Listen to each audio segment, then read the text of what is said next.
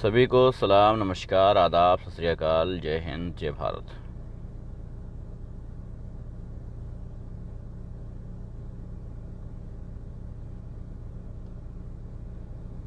उम्मीद करता हूँ आप सभी ठीक होंगे। उम्मीद पे दुनिया कायम है और आप सब भी उम्मीद पे ही बैठे होंगे अभी कि साहब कुछ अच्छा हो जाएगा, कुछ बेहतर हो जाएगा, कुछ आज़ादी मिल जाएगी, कुछ सुकून मिल जाएगा, कुछ रोज़ी मिल जाएगी, कुछ रोटी मिल जाएगी। वालेकुम सलाम भाई। लेकिन क्या ऐसी कुछ उम्मीद है कि आपको मिल सकता है सब कुछ?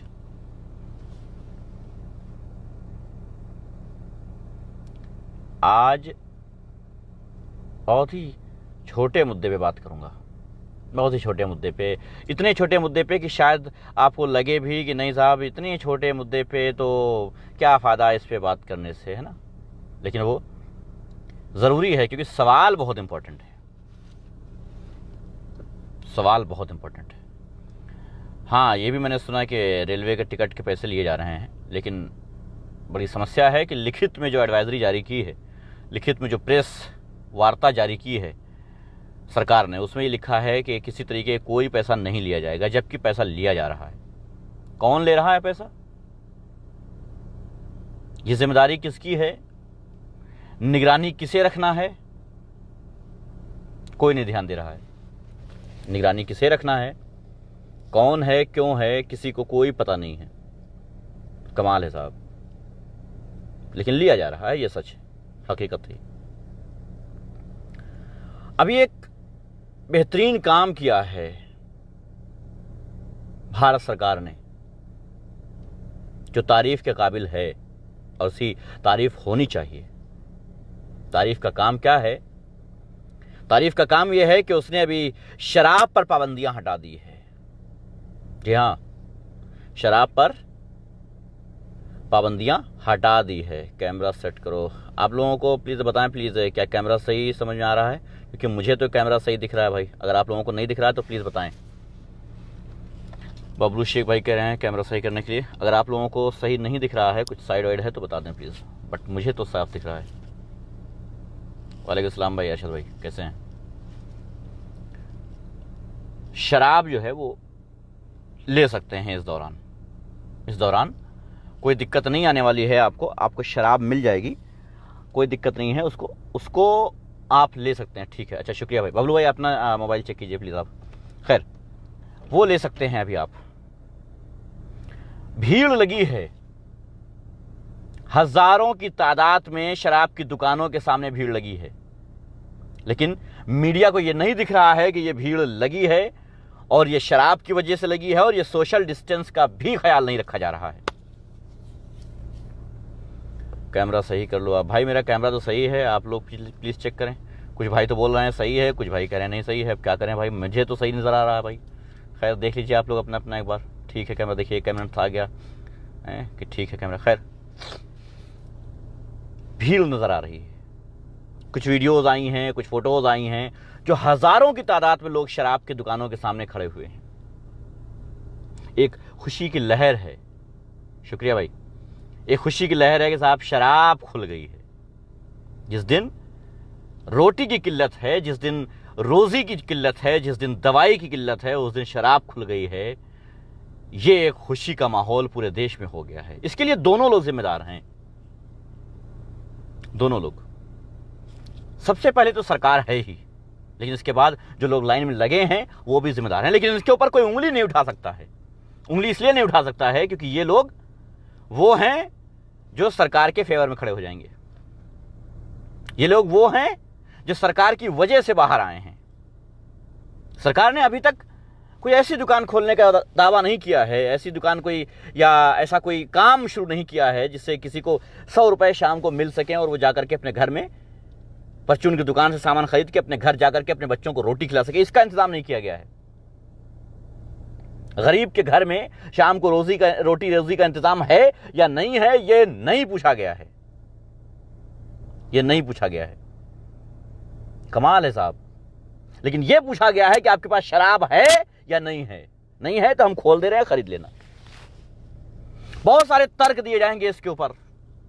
आर्थिक स्थिति भारत की कमजोर हो जाएगी अगर शराब रोक दी गई। अल्कोहल पे बहुत अच्छा पैसा आता है गवर्नमेंट का, बेशक नो डाउट कि बहुत अच्छा पैसा गवर्नमेंट इस पे लेती है, तो जाहिर है कि बहुत ज्यादा कमाई होती है इस पे। लेकिन क्या भारत इतना मजबूर हो गया है कि शराब शुरू कर सकता है मगर रोटी नहीं? क्या भारतीय गवर्नमेंट इतना कमजोर हो गई है कि वो उसको शराब शुरू करना पड़ रहा है, अपनी आर्थिक स्थिति मजबूत करने के लिए उसको शराब का सहारा लेना पड़ रहा है, जबकि उसको पता है कि हर इंसान आजकल घर में है और इससे जो घरेलू क्राइम है, घरेलू अपराध है, ये बढ़ जाएगा, इसका रेशियो बढ़ जाएगा। एक सर्वे है, मुझे नहीं पता कितना कंफर्म है, लेकिन एक सर्वे है, किसी ने मुझे बताया, किसी वेबसाइट के जरिए पढ़ा गया कि घरेलू जो अपराध है वो बढ़ गया है इस लॉकडाउन में, क्योंकि हर आदमी अपने घर में मौजूद है, तो घरेलू अपराध जो है वो बढ़ गए हैं। जो आदमी जो घंटे 2 घंटे घर में रहता था, 2-4 गालियां देता था, 2-4 थप्पड़ मारता था, अब वो 24 घंटे घर में रह रहा है और भूख से परेशान है, हालात से परेशान है, न जाने किन चीजों से परेशान है, किन किन चीजों से परेशान है। उसका जहन ठीक नहीं है, लोग सुसाइड कर रहे हैं, तो जाहिर है कि उनका जहनी तनाजुल ठीक नहीं है। जब जहन नहीं ठीक है, दिमाग नहीं ठीक है, गुस्से से भरे हुए हैं, तकलीफों से भरे हुए हैं, तो जाहिर है कि घरेलू अपराध में बढ़ोतरी आनी है। इसको कंट्रोल करने के लिए सरकार को जो करना चाहिए था वो नहीं किया, लेकिन इसको बढ़ाने के लिए जो करना चाहिए था वो सरकार ने कर दिया और शराब शुरू कर दिया। मैं इसकी सिर्फ निंदा नहीं करता हूं, मैं सिर्फ इसकी निंदा नहीं करता हूं कि ये नहीं शुरू करना चाहिए, बल्कि मैं इसके घोर खिलाफ हूं किसी भी तरीके से। इस दौरान शराब शुरू करना भारत को और ज्यादा झटका देना हो गया है। भारत का जो निचला क्रम है, मिडिल क्लास है, मध्यम वर्ग जो है, सबको बुरी तरीके से तबाह कर देने का सरकार ने ठान लिया है। हर वो रास्ता सरकार अपना रही है जिससे जो निचला क्रम है, जो गरीब है, जो मजदूर है, वो परेशान और तबाह हो जाएगा। जाहिर है ये शराब एक लत होती है, ये क्यों खोली गई है? इसलिए खोली गई है कहीं लत छूट न जाए, ये इसलिए बीच में खोली गई। आप बंद भी कर सकते हैं, इसको बंद भी करेंगे, मुझे मालूम है कि आप बीच में बंद भी कर सकते हैं, इसको शायद बंद भी कर सकते हैं, लेकिन इसको शुरू इसलिए कर दिया है ताकि कहीं ऐसा ना हो जाए कि आप भूल जाएं, आपका नशा उतर जाए, जो आप पी रहे थे, आपके अंदर एक चाहत थी इस शराब की, कहीं वो खत्म ना हो जाए। इसलिए आपको रिन्यूअल करने के लिए दिया गया कि आप फिर से पीजिए, आपकी चाहत बिल्कुल रिफ्रेश होनी चाहिए। कहीं ऐसा ना हो कि कई महीने ना मिलने की वजह से आपकी छूट जाए और फिर आप वो काम करने लग जाएं जो काम जरूरी है। इसलिए निचले क्रम को तबाह करने के लिए यह काम किया गया है। इन चीजों को पूरी तरीके से बैन कर देना चाहिए, पूरी तरीके से बैन कर देना चाहिए इन चीजों को, लेकिन नहीं साहब, इन चीजों को बैन नहीं किया जा रहा है। क्यों? मैं कहता हूं मत करो बैन, एक काम करो, इसके रेट 10 गुना कर दो, 10 गुना कर दो, 50 गुना कर दो। जो लखपति हो, करोड़पति हो, वही पिए, गरीब ना पी पाए। ये भारत सरकार की या किसी भी मुल्क की सरकार की या किसी भी घर के मुखिया की जिम्मेदारी होती है कि अगर उसके घर के छोटे अगर बहक रहे हैं तो उसे रोका जाए। कैसे, वो आप जाने, किसी भी हाल में उसे रोका जाए। और इसे रोकने का एक ही तरीका था, बैन कर देना या इसका रेट बहुत ज्यादा बढ़ा देना कि उनकी पहुंच से बाहर हो जाए।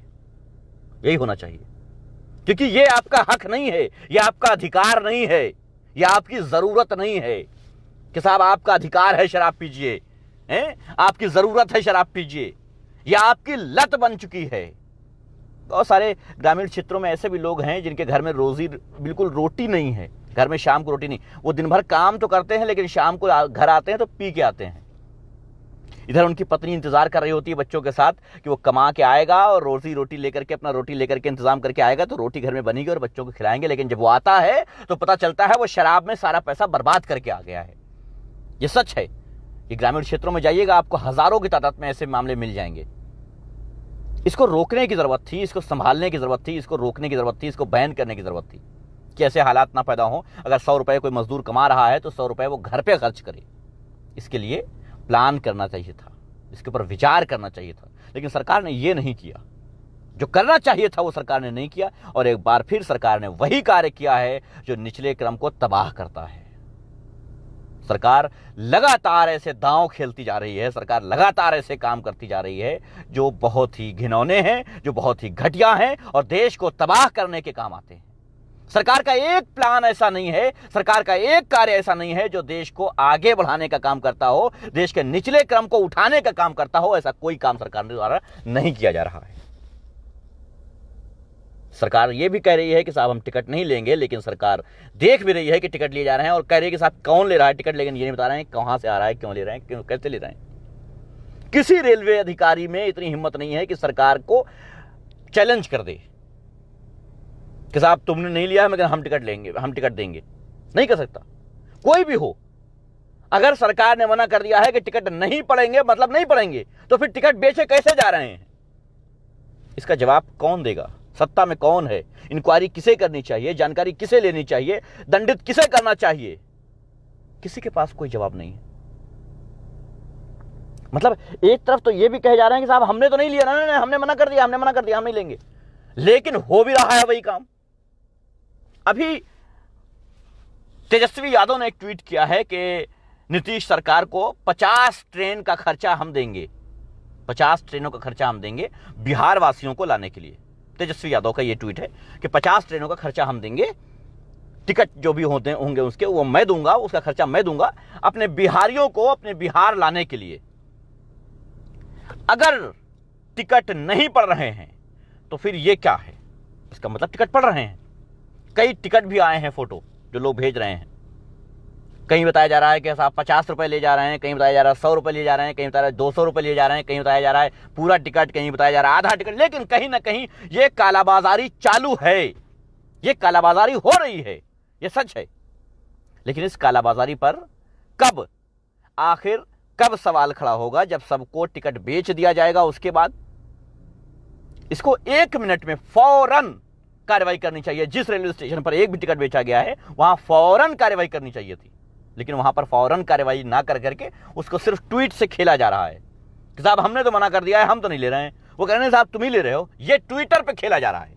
हकीकी मामलात में जमीन पे इस पे बात नहीं हो रही है, जमीन पे इस पे कार्रवाई नहीं हो रही है। जब तक ये ट्विटर पर खेलेंगे तब तक आप टिकट ले लेंगे, इनके बैलेंस बन जाएगा, इनकी इनकम हो जाएगी। उसके बाद आपको वापस करने तो नहीं जाएंगे कि साहब फला जगह से आप आए थे अपने घर, तो ये लीजिए अपने टिकट का पैसा वापस ले लीजिए, ये तो नहीं करेंगे, है ना।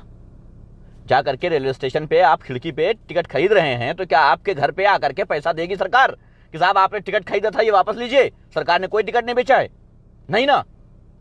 तो ये बहुत बढ़िया प्लान, बहुत बढ़िया गेम चल रहा है कि कुछ देर तक इनको टालते रहो, ये अपने घरों तक पहुंच जाए, हमारी इनकम हो जाएगी, बाद में हम बोल देंगे उनको खत्म कहानी। 1 2 4 को सस्पेंड कर देंगे, बात खत्म, मुर्गा बना दिया जाएगा 2 4 को, हो गया काम। बहुत तरकीब से। अभी सोशल डिस्टेंस का कहीं कोई मामला नहीं आ रहा है सामने कि साहब आप शराब की दुकानों पे सोशल डिस्टेंस जो आपने मेंटेन करने की बात की थी वो नहीं मेंटेन किया जा रहा है। लंबी कतारें लगी हैं। मुझे याद आ रहा है रूबिका लियाकत की एक न्यूज थी।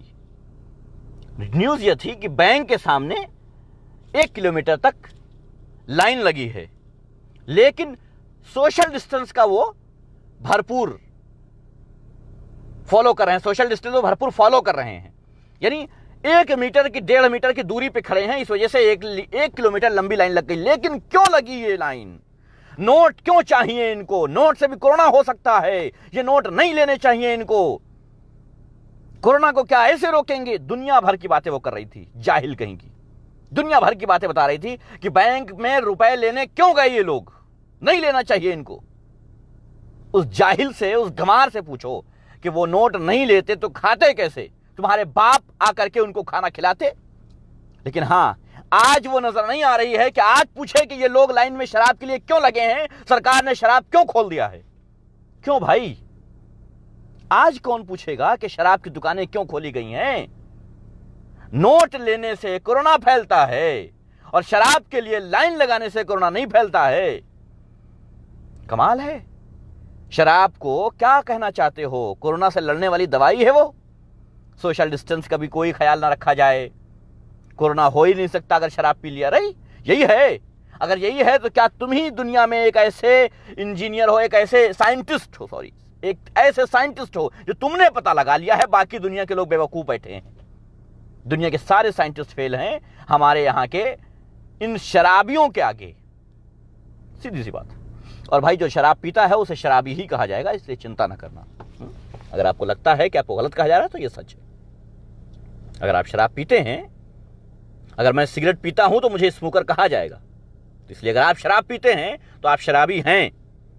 तो क्या आप या आपको शराब देने वाले या शराब पे आजादी देने वाली गवर्नमेंट दुनिया के हर साइंटिस्ट से आगे चली गई है? ऐसा तो नहीं है ना। तो फिर क्यों? याद रखना एक बात बहुत जरूरी, खास करके मुसलमानों, एक बात याद रखना, ये सारी चीजें इस दौरान क्यों की जा रही हैं, ये अच्छे से समझ लो। अभी तक किसी ने नहीं बताया होगा, मैं बता दे रहा हूं। ये सारी चीजें रमजान में ही क्यों की जा रही हैं? जो भी छूट है वो इस टाइम क्यों दी जा रही हैं? इस पे किसी तरीके का कोई रूल नहीं फॉलो किया जा रहा है। क्यों? ताकि एक आदमी अगर कोरोना से पीड़ित है और उस शराब की दुकान में खड़ा हो जाए और वहां से 100 लोगों को हो जाए कोरोना, और उसी क्षेत्र में एक मुसलमान को हो जाए, तो सीधे तौर पे यह कह दिया जाएगा कि मुसलमानों ने भीड़ लगाई रमजान में, मार्केटों में भीड़ लगाई, उसके बाद उन्होंने कोरोना फैला दिया। ये सारी बातें छोड़ दी जाएंगी, सीधे ये बोल दिया जाएगा कि मुसलमानों ने मार्केट में भीड़ लगाई रमजान में, उसके बाद उनके क्षेत्र में पूरी तरीके से कोरोना फैल गया। यानी टारगेट सीधे तौर पे तुम किए जाओगे। चाहे कपड़े की दुकान खोली गई हो, उस पर भी टारगेट तुम किए जाओगे। चाहे शराब की दुकान से 100 मीटर नहीं 500 मीटर दूर चलो तुम, लेकिन शराब पीने वाले तो तुम्हारे क्षेत्र के होंगे, कोई बात नहीं, तब भी तुम ही टारगेट किए जाओगे। हर हाल में, हर सिचुएशन में, किसी भी कीमत पर करना तुम्ही को है, टारगेट तुम्ही को करना है। इसलिए याद रहना, कहीं अपने एरिया में, यानी कहीं ऐसी जगह पर जहां तुम ही ज्यादा रहते हो, वहां पर भीड़ मत लगा लेना। हालांकि कहीं मत लगाना, लेकिन वहां पर बिल्कुल मत लगा लेना, वरना 4 टोपी नजर आ गई अगर ना, 4 टोपी, तो वो लाखों की भीड़ बता दी जाएगी एडिट करके। सिर्फ 4 टोपी के बाद बताई जाएगी साहब यहां तो बिल्कुल पूछो मत। और वहीं ये आसपास का कोई आदमी पकड़ करके, और कोरोना पीड़ित हो या ना हो, उसको घोषित कर दिया जाएगा कि ये कोरोना पीड़ित था और इसके बाद सभी को कोरोना हो गया। घोषित कर दिया जाएगा। आपको कोरोना नहीं है फिर भी आपको पकड़ लिया जाएगा। आपकी रिपोर्ट निगेटिव होगी, वो पॉजिटिव बताई जाएगी, क्योंकि सिर्फ बताई जाती है, रिपोर्ट दी नहीं जाती है। भारत में ये बहुत बड़ा सवाल है कि आखिर निगेटिव या पॉजिटिव जो भी रिपोर्ट आती है किसी की, वो दी क्यों नहीं जाती है? चाहे निगेटिव हो या पॉजिटिव हो, वो रिपोर्ट उन्हें दी क्यों नहीं जाती है? वो रिपोर्ट पब्लिक क्यों नहीं की जाती है? वो रिपोर्ट छुपाई क्यों जाती है? आखिर क्या वजह है जो रिपोर्ट छुपाई जाती है, चाहे पॉजिटिव हो या निगेटिव हो? मैंने बहुत सारे मामले देखे हैं जिनकी निगेटिव आई है, बता दिया गया है कि निगेटिव है आपकी रिपोर्ट, आप निश्चिंत रहें, लेकिन रिपोर्ट दी नहीं गई है। ऐसा कौन सा टेस्ट है जिसकी रिपोर्ट सिर्फ डॉक्टर पढ़ लेते हैं, बाकी वो खत्म हो जाती है, पूरी तरीके से मिट जाती है, वो किसी रिकॉर्ड में नहीं रहती है? क्यों? कहीं लिखित में नहीं रहती है? क्यों? कौन सी ऐसी रिपोर्ट है, ऐसी कौन सी मशीनरी है हमारे पास जिससे हम चेक करते हैं और सिर्फ डॉक्टर ही पढ़ सकता है, बाकी कोई नहीं पढ़ सकता है, ना लिख सकता है, ना पढ़ सकता है? दिखने वाली चीज क्यों नहीं है? यह रिपोर्ट दिखने वाली क्यों नहीं है? कोई ऐसी वेबसाइट है जहां पर एक आध रिपोर्ट मिल जाए, जहां पर पॉजिटिव या नेगेटिव कोई भी रिपोर्ट हो? है कुछ? पूरे भारत में कितने पीड़ित पाए गए हैं, लेकिन रिपोर्ट है क्या किसी के पास? नेगेटिव है, पॉजिटिव है, कोई रिपोर्ट है तो बताइए। जरा देखें तो कौन सा टेस्ट हो रहा है, जरा पता तो लगाएं कि हो क्या रहा है। इस कोरोना के नाम पे कौन से चेकअप किए जा रहे हैं? आखिर कौन से चेकअप हैं जो हो रहे हैं? कौन सी रिपोर्टें आ रही हैं? शुरुआती दौर में HIV की दवा दी जा रही थी कोरोना पीड़ित को, HIV की, ठीक है साहब, मान लिया HIV से संबंधित हो सकती है, ये मर्ज जो है HIV से संबंधित हो सकता है, अगर आपकी माने तो चलिए वही रिपोर्ट दिखा दीजिए, वही रिपोर्ट दिखा दीजिए कि क्या कोरोना वायरस से जो पीड़ित हैं वो HIV से पीड़ित हैं, ये बता दीजिए। कोई तो रिपोर्ट होगी। जो निगेटिव आई है उनकी रिपोर्ट दे दीजिए, चलिए मैं देख लेता हूं कि साहब इसमें क्या क्या चेकअप हुए हैं, क्या क्या टेस्ट किया है आपने, ये बता दीजिए। जो पॉजिटिव हैं उनकी बता दीजिए कि साहब हाँ ये मामला है और इनको ये प्रॉब्लम है, ये इस तरीके से पीड़ित पॉजिटिव पाए जाते हैं। थैंक यू रियाजुल भाई। कोई तो बात होगी साहब, कोई पहचान तो होगी ना, कोई टेस्ट तो होता होगा ना। कोई टेस्ट तो आप कैसे कहते हैं कि हम पॉजिटिव हैं या निगेटिव हैं? कोई टेस्ट होता है ना। टेस्ट का मतलब जब टेस्ट होता है तो जाहिर रिपोर्ट भी बनती होगी, रिपोर्ट भी आती होगी, तभी तो आप बोलते हो कि ये पॉजिटिव हैं या निगेटिव हैं, तभी तो एक गिनती गिनते हो आप। तो वो पॉजिटिव या निगेटिव की रिपोर्ट कहां जाती है टेस्ट के बाद? क्या कोई ऐसी मशीनरी है जो पॉजिटिव और निगेटिव रिपोर्ट बताने के बाद 10 मिनट के अंदर वो रिपोर्ट खा जाती है, अपने अंदर समा जाती है? या डॉक्टर के कान में आके बताती है कि साहब ये पॉजिटिव है ये निगेटिव है, उसके बाद खत्म? कोई ऐसी मशीनरी है हमारे पास? है तो बताएं मुझे। अगर कोई ऐसी मशीनरी है जो कान में आके बताती है कि पॉजिटिव है या निगेटिव है, बस, तो वो बताइए कि साहब हमारे पास एक मशीन है जो टेस्ट करने के बाद आती है और कहती है कि तुम पॉजिटिव हो या निगेटिव हो, बात खत्म। कुछ तो बात होगी साहब, कुछ तो बताइए। लोकतांत्रिक देश है ना ये, हमें ये पावर है कि हम आपसे सवाल कर सकते हैं या पब्लिक की जो चीज है उसकी डिमांड कर सकते हैं, उसकी मांग कर सकते हैं। तो बताइए, पीएम केयर फंड किसके केयर के लिए है? वो आपने खर्च कितना किया है उसमें से और किस पर खर्च किया है? बताइए। पीएम केयर फंड का मतलब कहीं ये तो नहीं कि सिर्फ पीएम की केयर करेगा वो, या पीएम के आसपास या पीएम के रिलेटिव्स जो हैं उनकी केयर करेगा। किसकी केयर कर रहा है? हजारों करोड़ रुपए जो आया है, कहां है वो? ये बात क्यों नहीं बताई जाती है कि साहब इतने लोगों ने इतना इतना दिया है और इतना इकट्ठा हुआ है, उसके बाद इतना इतना खर्च हुआ है? क्यों नहीं किया जा रहा है? ये तो देश का पैसा है ना, देशवासियों ने दिया है ना। अब तो मैंने सुना है वो एक आरोग्य सेतु करके कोई ऐप आया है, जो उसमें भी आप इंस्टॉल करने पे 100 रुपए आपको पड़ेंगे। कमाल है। कहां जाएगा ये पैसा? हर तरफ से सिर्फ इनकम, चाहे वो शराब के नशे से आ रहा हो, चाहे वो किसी का खून बेच करके आ रहा हो, चाहे किसी की जान लेकर के आ रहा हो, आना चाहिए। खर्च कहां हो रहा है कोई हिसाब नहीं है। हां, आने के बाद मन की बात में एक दिन यह कह दिया जाएगा कि इतना इतना जो पैसा है वो हमने कोरोना वायरस पे खर्च किया है, और बात खत्म। क्यों? फूल बरसाने का। देखिए, सेना फूल बरसा रही है। सेना को भी इन्होंने अपने साथ एक मजाक बना दिया है। अब सेना का काम यह बचा है कि वो जाकर के डॉक्टरों के ऊपर फूल बरसाए। आपातकाल स्थिति में पहले सेना का सहयोग होता था। आपातकाल स्थिति में, जैसे आज आपातकाल है, चाहे राशन पहुंचाना हो, खाना पीना पहुंचाना हो, चाहे किसी को रेस्क्यू करना हो, ऐसे कामों में सेना का साथ लिया जाता था। आज सेना का साथ ले सकते थे, बेशक हम सेना का सहयोग ले सकते थे, लेकिन लोगों को एक दूसरी जगह पहुंचाने के लिए ले सकते थे, लोगों को राशन पहुंचाने में ले सकते थे। सेना का उपयोग किया जा सकता था, लेकिन इस तरीके से नहीं जिस तरीके से किया गया है। सेना का उपयोग दूसरे तरीकों से किया जा सकता था, दूसरी जगहों पर किया जा सकता, लेकिन साहब नहीं। एक मजाक बन गया है। एक डमरू लिए बैठा है एक आदमी और ऐसे नचा रहा है, और पूरे भारत को नचा रहा है वो, सब कुछ तबाह करके। क्या क्या हो क्या रहा है ये? कोई पूछने वाला बचा है या नहीं? सिर्फ ट्विटर पर ही जंग करना है क्या? मैंने देखा है कि बड़े बड़े पॉलिटिशियन जो विपक्ष के हैं वो ट्विटर पर जंग कर रहे हैं, और उनके साथ जंग कर रहे हैं संबित पात्रा। प्रधानमंत्री जवाब नहीं दे रहा है, गृह मंत्री जवाब नहीं दे रहा है, मंत्रालय जवाब नहीं दे रहा है, कोई मंत्रालय जवाब नहीं दे रहा है। जवाब देने के लिए रखा गया है संबित पात्रा को और 2-4 लफंगों को। कैसे? क्यों? सरकार से सवाल करने पर या तो डाटा दिखाया जाए या तो सही जवाब दिया जाए। आखिर क्यों? राहुल गांधी ने एक वीडियो जारी करके ये दिखाया था, एक लिंक जारी करके ये दिखाया था कि टिकट लिए जा रहे हैं। उन्होंने पूछा था कि आखिर टिकट क्यों लिए जा रहे हैं इन मजदूरों से। संबित पात्रा ने जवाब में एक स्टेटमेंट दिखाया, प्रेस वार्ता दिखाई, और बोले कि नहीं साहब, हमने तो मना कर दिया है, टिकट नहीं बिकेगा। आप झूठ बोल रहे हो कि टिकट बिक रहा है, और अगर बिक रहा है तो इसके ऊपर कार्रवाई की जाएगी। कब की जाएगी? टिकट आज बिक रहा है ना, तो बताइए मुझे कि कब इसके ऊपर कार्रवाई की जाएगी। आज जो मजदूर टिकट नहीं ले पा रहे हैं, परेशान हैं, उनका क्या होगा? जो मजदूर उधार लेकर के, कर्जा लेकर के, कुछ बेच करके कहीं से भी टिकट खरीद रहे हैं, क्या आप उनका पैसा बाद में वापस करेंगे? जो आज की सिचुएशन है उसे हमें आज लड़ना होगा ना। ऐसा तो नहीं हो सकता कि भूखे हम आज हैं और खाना कल पहुंचाओ, ये तो कोई मतलब नहीं निकला। फिर तो जिस काम पे आज काम होना चाहिए उस पे आज होना चाहिए ना। इनको पेंडिंग में कैसे छोड़ा जा सकता है?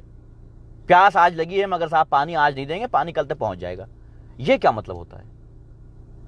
जब हम मर जाएंगे तब हम पानी किस काम का? वो बड़े अजीब सिस्टम से ये गवर्नमेंट चल रही है और बड़े अजीब सिस्टम से भारत चल रहा है। और भारत के आने वाली स्थिति जो है वो अभी आपके सामने आने वाली है। वो आने वाली स्थिति जब आपके सामने आएगी तब आपको पता चलेगा कि आपके हालात क्या हैं। आपके हालात, आपके मुल्क के हालात, आपके देश के हालात उस आपके इसलिए कहना पड़ रहा है क्योंकि आपने बनाया है ऐसा। आप सब भागीदार हैं, हम सब भागीदार हैं। वोट के टाइम आपने इतनी धर्म, इतनी जाति देख लिया, इतनी पार्टी देख लिया कि आपने कुछ सोचा ही नहीं। आपको भविष्य में क्या करना है आपने समझा ही नहीं। अभी फिर बताता हूं, हर दिन यही रोना है। लगता होगा आपको कि रोज एक ही बात कहता है, मगर बात यह है कि वही असल रोना है वोट का। असल रोना जो है वो आपके चुनाव के टाइम ही। आपके पास सिर्फ एक मौका रहता है, सिर्फ एक मौका रहता है अच्छा कैंडिडेट चुनने का। उस टाइम आपके अंदर नशा छा जाता है, धर्म का, जाति का, बड़ी बड़ी चीजें। कमाल करते हैं साहब। चलो, राजस्थान में कम से कम शराब बंद हुई। राजस्थान में कांग्रेस सरकार है ना, इसीलिए। बाकी मोदी जी कहां बंद करेंगे? मोदी जी को तो टैक्स चाहिए, चाहे वो खून बेच के हो, चाहे पैसा बेच के हो, चाहे किसी की शराब बेच के हो, कुछ भी हो जाए, कोई मतलब नहीं है। मंत्रियों के बेटों के लिए लग्जरी कारें देने वाले लोग, लग्जरी कारों का परमिशन देने वाले लोग, हजारों किलोमीटर तो पैदल चल चल करके बच्चे अपनी जान गंवा रहे हैं। अब कुछ नहीं हो सकता इस देश का, कुछ नहीं हो सकता, क्योंकि आप खुद जागरूक नहीं है। वो तो खेल रहे हैं आपके साथ, आज वो खेल रहे हैं, कल कोई और होगा वो खेलेगा, सब खेलेंगे, कोई नई बात नहीं है। ये नहीं है कि आज की सरकार ही खेल रही है, दूसरी सरकारें भी खेलती थी। जब जिसको जैसे मौका मिला है, इनको ऐसे मौका मिला है, किसी और को वैसे मौका मिला है, कहीं ना कहीं सबको मौका मिला है और सबने खेला है आपके साथ। आज आपको पता चल जा रहा है, सोशल मीडिया वगैरह मौजूद है तो आपको पता चल जा रहा है। नहीं मौजूद था तो नहीं पता चलता था। जो न्यूज में आती थी वो पता चलती थी, बाकी छुप जाती थी। लेकिन होता तब भी था, ये नहीं है कि नहीं होता, होता तब भी था और आगे भी होगा। जब तक आप इन चीजों के लिए जागरूक नहीं होंगे तब तक ये होना तय है, किसी भी हाल में होना तय। इसलिए फिर कहता हूं, थोड़ा सा जागरूक हो जाइए, थोड़ा सा इन बातों को समझ लीजिए। अगर दिल करे तो अपने राष्ट्र को, अपने समाज को, अपने परिवार को बचा लीजिए। ये तो आने वाली नस्लें देखिए किस हाल में जिंदा होंगी, देख लीजिएगा, देखिएगा किस हाल में जिंदा है, क्या हो रहा है। हाँ, बिहार में बंद है, लेकिन उससे कहीं ज्यादा कालाबाजारी बिहार में ही होती है, उस पे भी, और वो भी पुलिस और सरकार के जानकारी में होती है। ये भी बात सच है, क्योंकि किसी प्रदेश में एक चीज बखूबी मिल रही हो, उस पर बैन भी हो, तो कैसे मिल रही है, सवाल बनता है। खैर, उम्मीद करता हूं आप सब लोग इसको समझेंगे, और नहीं समझेंगे तो आपकी मर्जी साहब। मेरी जिम्मेदारी है, मेरा फर्ज है कि हम आपको बताएं कि प्रॉब्लम कहां आ रही है और इसे सुधारा कैसे जाएगा।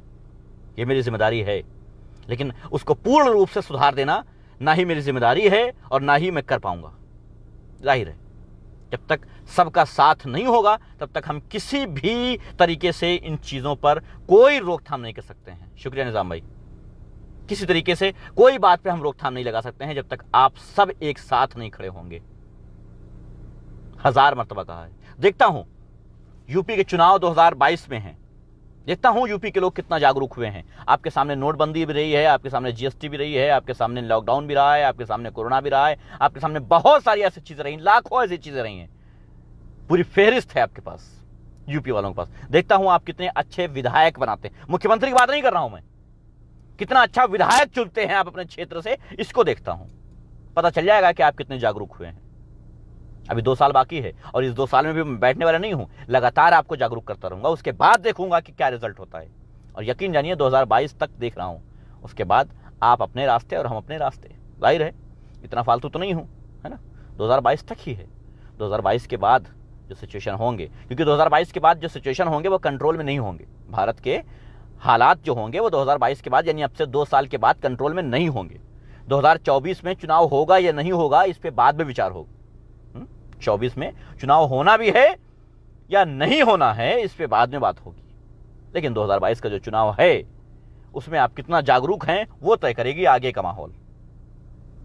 बाकी आप लगे रहिए, आप अपना काम करते रहिए, हिंदू मुसलमान के लिए नफरत फैलाते रहिए, और वो चैनल जरूर देखिए जो नफरत फैलाते हैं। चैनल जरूर देखिए, क्योंकि वो चैनल, कोई भी चैनल हो, कोई भी चैनल हो, कोई भी सोशल साइट हो, चाहे यूट्यूब हो, फेसबुक हो, चैनल हो, कुछ भी हो, वो आप नहीं देखेंगे तो वो कुछ बोलेगा नहीं। यहां पर ये गिनती जो दिख रही है, ये गिनती ना दिख करके सिर्फ 0 दिखता शुरू से आखिर तक। मैं एक बार वीडियो डालता, 2 दिन बाद उसको चेक करता, पता चलता 0 व्यूज, किसी ने नहीं देखा। 10 दिन बाद फिर वीडियो बनाता, फिर देखता 0 व्यूज, फिर किसी ने नहीं देखा। 1 हफ्ते बाद फिर बनाता, देखता फिर किसी ने नहीं देखा, फिर मैं बनाना ही छोड़ देता। कोई देखता ही नहीं है, 0 रहते हैं, कोई मतलब नहीं।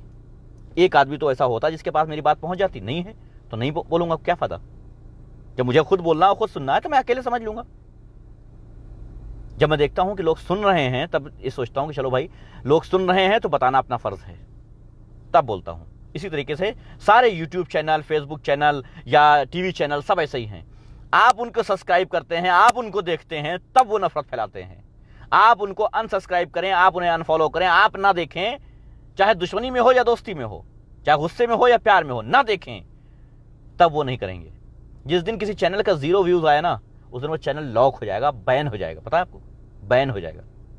उनके पास पैसा नहीं होगा साहब कि वो चैनल चलाएं, लेकिन देखते हैं वो ये सब फेक न्यूज फैलाते हैं। क्यों? क्योंकि आप देखते हैं और 10 लोगों को शेयर भी करते हैं कि साहब देखो कितना गलत काम कर रहा है ये। यानी 1 व्यूज हुआ जो आपने देखा, फिर आपने 10 लोगों को शेयर किया कि साहब देखो ये कितना झूठ बोल रहा है, 10 लोग और 11 व्यूज हो गए उसके। खुश, बढ़िया चल रहा है चैनल, मिल रही टीआरपी, हो रहा काम। सब आप करवाते हैं, सब आप करवाते हैं साहब। ये आवाम करवाती है, सब ये जनता करवाती है, ये पब्लिक करवाती है, ये वोटर्स करवाते हैं। चाहे सरकार हो या चैनल, सब आप चलाते हैं।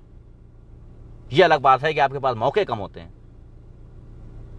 ये अलग बात है। तो देख लीजिए, सोच समझ लीजिए, जैसे आपका दिल करे, मर्जी आपकी। देश को कहां ले जाना है, छोड़िए देश को क्या आप सोचेंगे, अपने आप को और अपनी औलादों को कहां ले जाना है, यह आप पर निर्भर है।